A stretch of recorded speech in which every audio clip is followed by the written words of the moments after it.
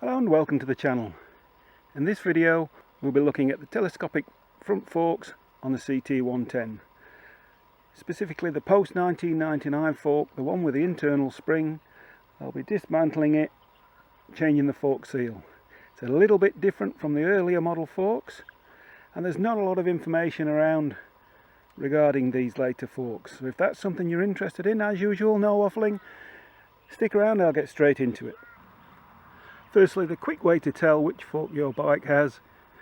The earlier CT110 forks have an oil drain plug at the bottom near the axle, and the later post 1999 forks, they don't have a drain plug. Well, here we have the earlier model fork, here's the later model fork, and as I mentioned just now, early fork has the oil drain plug at the bottom, the later doesn't. But also you can see the bottom of the later fork has been beefed up, much more material around it. I don't know if that was an Australia Post thing that they did on the post 1999 bikes, because the Post bikes constantly bumping up and down the pavement, the sidewalks, they needed a stronger bottom there. I don't know. But the later fork is beefed up there. Moving on to where the fork boot, the fork gaiter fits, as you can see it's different. So the fork boots are different, and also the oil seal is different, because if you look here, this has been beefed up, it's wider, and so the oil seal, although the internal diameter is the same, the external diameter is wider on the later forks. So you will need different fork seals, different fork boots for the later model bike. Now I believe this newer fork is a better fork, but there's one thing that is worse, and that is changing the fork oil, because there's no drain plug, and also at the top to fill up the oil it's a bit more of a faff. On the earlier model one you can simply remove the bolt and the oil will pour straight in. On this fork, this is solid inside there, you can't pour the oil in, you have to remove this nut. You have to remove this fitting to enable you to put the oil in there. And another distinguishing feature between the late and the earlier model forks is the bolt on top of the top yoke or triple tree. This is from the earlier forks, and as you can see that's a 19mm spanner what fits on that. But the later forks, the internal spring forks, it's a 14mm, so the heads are different. The bolt diameter is the same, the bolts are completely different, they're not interchangeable. But so as you can see, quick reference, early fork, large head, later fork, smaller head, 14mm spanner.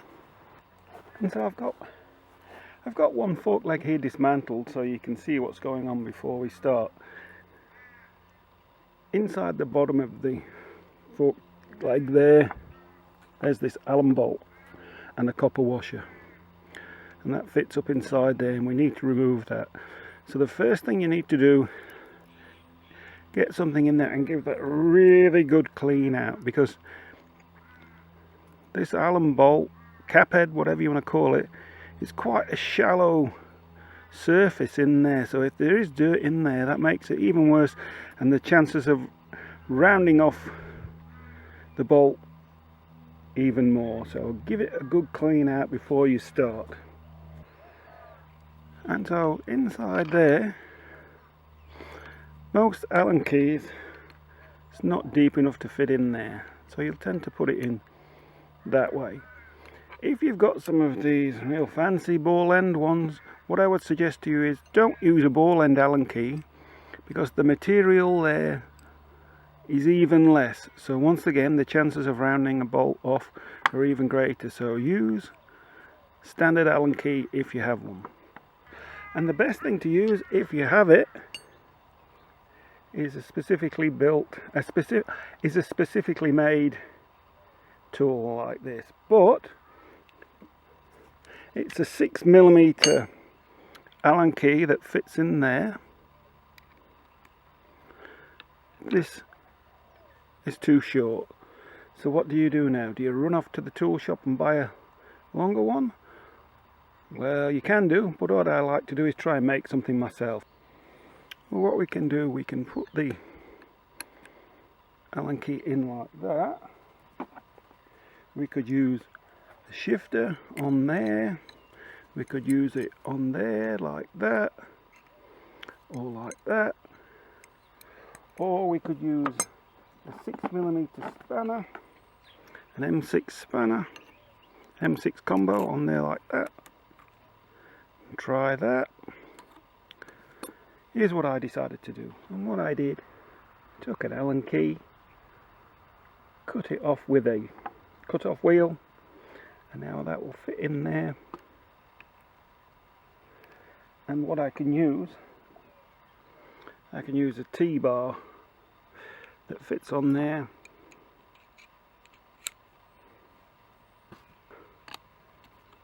It will fit in there, and we can use that to undo the bolt. We can put a spanner or a shifter on there if we need some extra leverage. Sometimes these can be difficult to remove, and what I will say to you is leave the top in place. Yes, crack it just a little bit, but leave that in, leave the tension on the spring, because it will make it easier to remove that bolt. Sometimes this whole cartridge can spin, so that screws in there, and with the spring pressing against it stops it from rotating. Sometimes you'll need to use a rattle gun on the end there, so you'll need to rig up some way of doing that.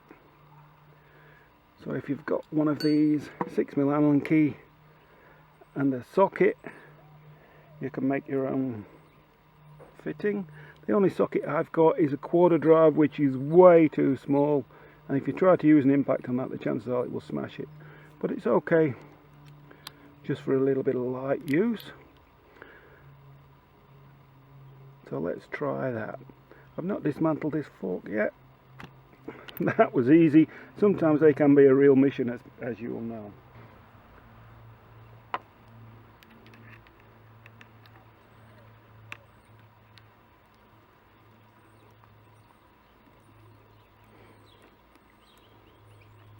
And when you undo this, get ready, because there's going to be some oil coming out.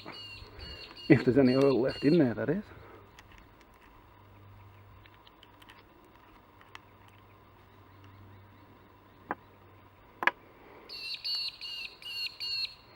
So the copper washer is still stuck in the bottom there. And now this can be separated. Easy. There's the dregs, last dregs of the oil there. So I'll get there some rags and clean everything up. And now if you really push for time, you can change the fork seal and put the fork back together if you wish. But what I'd suggest you do while you've gone to this trouble, continue dismantling the fork, give everything a good clean, probably with brake cleaner, something like that, and reassemble, checking over all the parts as you do. So next what we would do, we need a 22mm socket or spanner to fit, or wrench to fit on the end there. And as I said before, crack this first, just slightly, leave the tension on, and that will stop this damper tube spinning when you're trying to undo the bolt at the bottom there. You can see the tension on the spring is still there.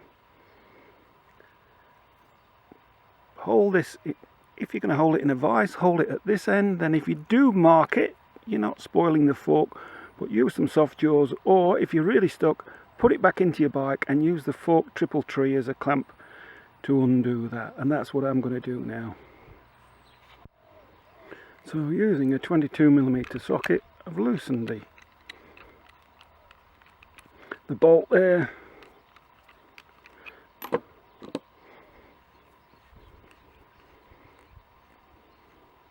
Just got an O-ring at the top there, and as I said before, this is solid. so there's no way to tip oil into the fork simply by removing this top bolt. You need to remove this before you can put oil in there. Now we can remove the spring. It will be pretty oily.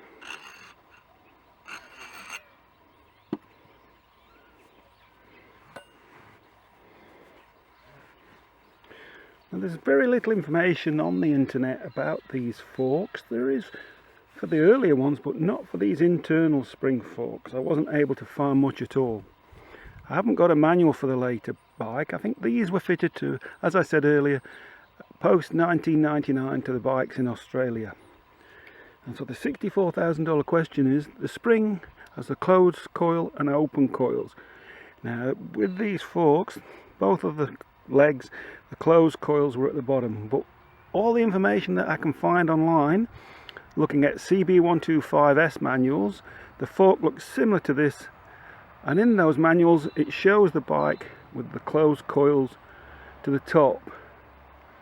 And on the earlier bikes with the external spring, the closed coil goes to the top. So I'm going to go against what would seem to be convention. I'm going to replace these with the closed coils to the top. If you've got a manual that tells me that's wrong, let me know in the comments. But I don't know if it would make much difference. Probably the only difference thing is put them both in the same. Both fork legs the same. So as I said before, clean everything. Now with the spring out, we can remove the damper tube. Pretty simple. Probably the worst thing on these is undoing the Allen bolt at the bottom. If that comes out easy, then it's usually plain sailing. There's a plastic piston ring on there. Make sure that's not broken, and that the spring there's not the rebound spring there is not broken. Clean everything, ensure that the hole in there is not blocked or clogged.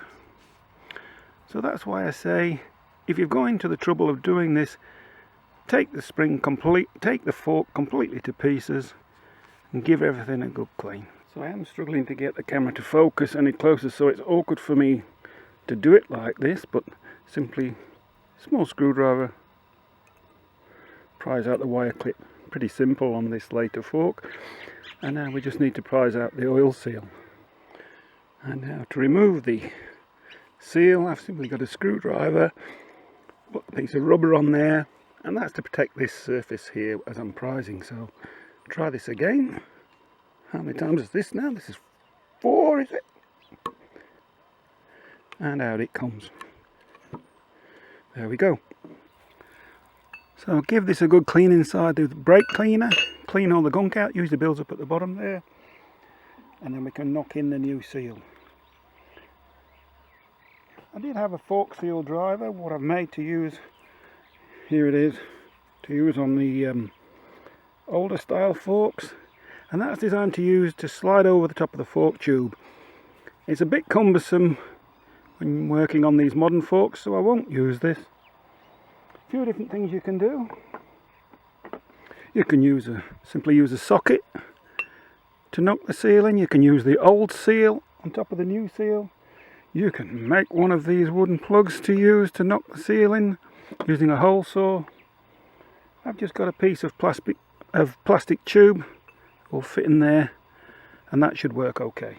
And to press the new oil seal or drive the new oil seal in place, well, as you can see, this is not a new oil seal, simply reusing the old one just for demonstration purposes. These are old forks that are not going to be used. And just remember that the seals are different between the older forks and the newer forks. The newer forks have a larger outside diameter, and the way it fits in is with the spring downwards, or another way to remember it is with the numbers facing out. So push it in, and I can tap on that, slowly knock it in place.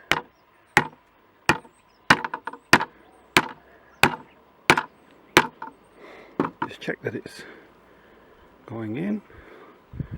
Looks to be fine.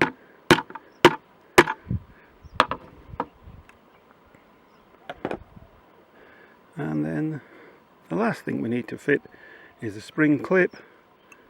No tools needed. Simply pushes in.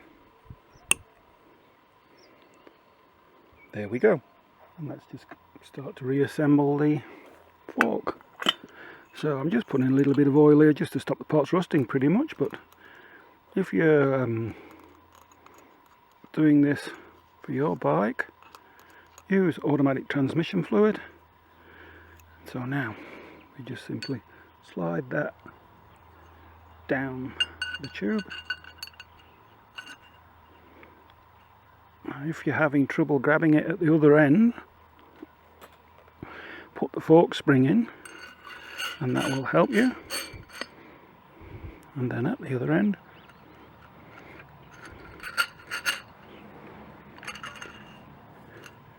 that will come.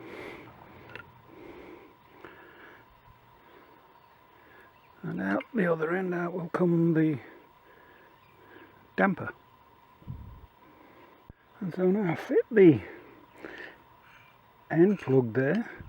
No need to tighten it up because we're going to be removing it again to put the oil in. So just enough to hold the damper rod in place.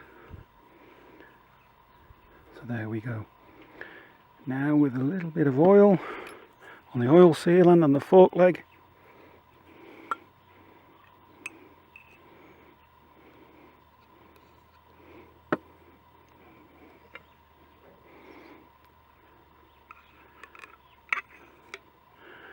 simply matter of putting that in there. Now we just need the Allen bolt. With the Allen bolt, probably a good idea to use a new washer, and the manual says use sealing liquid. Now what I would suggest to you is don't use Loctite. If you decide to use Loctite, the chances of ever removing this bolt again in the future is very remote.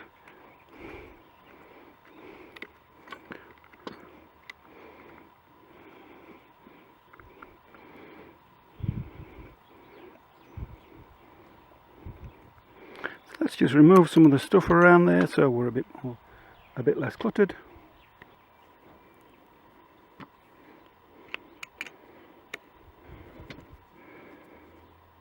If you feel the tube inside starting to spin, press against the fork, compress the spring, and that can help. That seems tight there.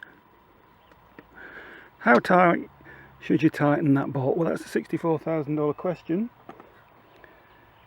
I couldn't find a torque setting in the Honda manual, but the setting for an M8 bolt, which that is, would seem pretty high. So just use your common sense. So new copper washer, thread sealant, not thread locker, nice and tight or nice and snug, as you people say in the States.